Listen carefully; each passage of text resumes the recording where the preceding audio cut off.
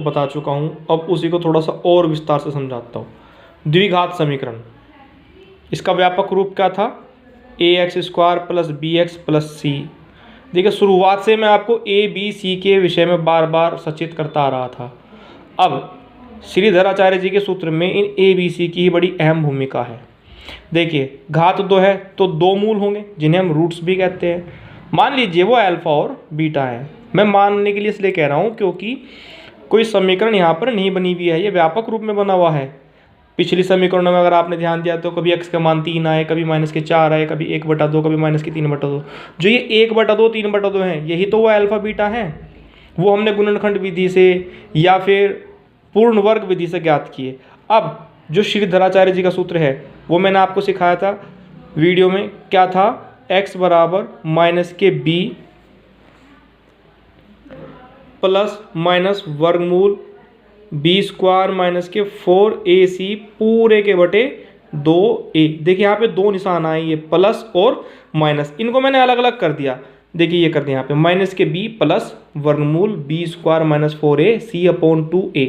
ऐसे -b, ये तो b तो माइनस का ही है, बस चिन्ह वर्गमूल से पहले पलट रहा है। चूंकि अगर आपके याद हो मैंने बतलाया था कि अगर द्विघात समीकरण में वर्गमूल लेंगे तो हम अपनी तरफ से प्लस माइनस जरूर लगाएंगे। तो एक प्लस ये रहा और एक माइनस ये रहा, इस वजह से 2 उत्तर हो गए। अब देखिए यहाँ पर जो श्रीधराचार्य जी हैं, इनके सूत्र में वर्गमूल का प्रयोग हुआ। किसका प्रयोग हुआ? वर्गमूल का। तो मैं इस वर्गमूल के विषय में आपसे कुछ और जानकारी दे रहा हूँ, बड़ा ध्यान से इसको समझेंगे आप, बहुत काम आने वाली चीज़ है ये। देखिए अगर वर्गमूल में आपने 4 लिया, ठीक, तो आप ये जानते हैं कि 2 × 2 लिख सकते हैं। अर्थात वर्गमूल की परिभाषा से जब एक जोड़ा बन जाता है तो उसकी एक संख्या बाहर निकल जाती है, ठीक है। तो वर्गमूल 4 का मान कितना आया? 2।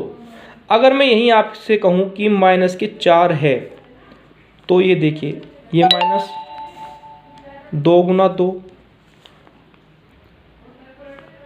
इस 2 को तो हम बाहर निकाल सकते हैं, पर अंदर तो वर्गमूल में माइनस का चिन्ह बच गया ना, इसका कोई हम हल नहीं कर पा रहे हैं। अब इस तरह की स्थिति अगर वर्गमूल के अंदर होने लगे, अगर इस तरह वर्गमूल में माइनस के चिन्ह बचने लगे तो तब क्या होगा? देखिए यदि वर्गमूल के अंदर धनात्मक राशि है, वर्गमूल में अर्थात स्क्वायर रूट,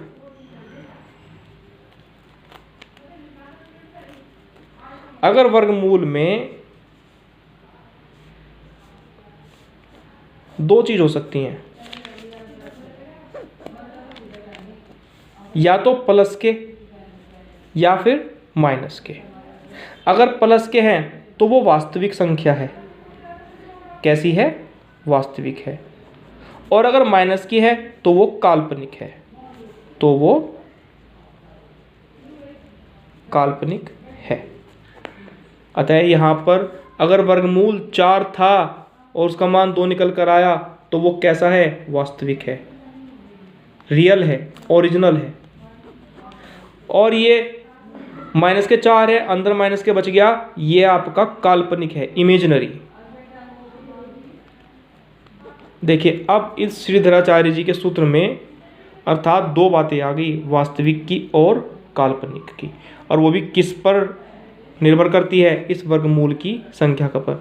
अतः यहाँ इस वर्गमूल के अंदर आने वाली संख्या पर सब कुछ निर्भर करता है। इसलिए नंबर 1 बात, जो ये b² -4ac है, b² -4ac है, इसको विविक्त कर कहते हैं। क्या कहते हैं? विविक्त कर कहते हैं। इसे d से व्यक्त करते हैं। इस d का मतलब होता है डिस्क्रिमिनेंट।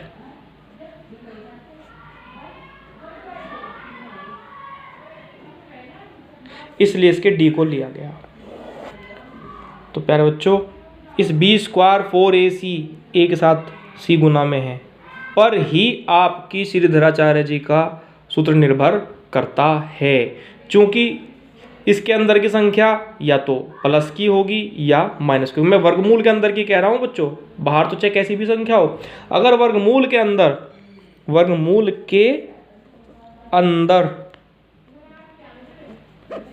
की संख्या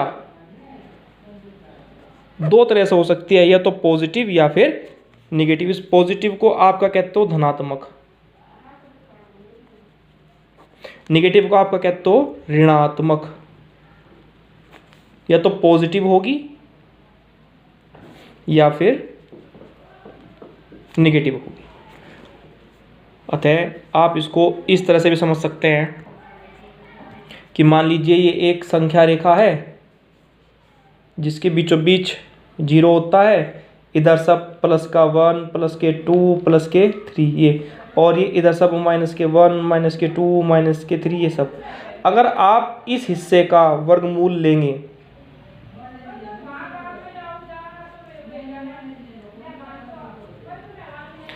अर्थात माइनस की संख्या का वर्गमूल लेंगे, तो वो सब कैसे होंगे? काल्पनिक होंगे। वो सब कैसे होंगे? काल्पनिक। और अगर आप 0 सहित प्लस की संख्या का वर्गमूल लेंगे, प्लस का वर्गमूल, वो हमेशा कैसा होगा?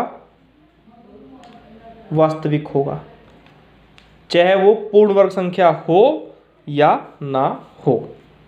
ठीक है, तो ये जो आज का आपका श्रीधराचार्य जी के आधार पर जो ये मूलों में ABC है,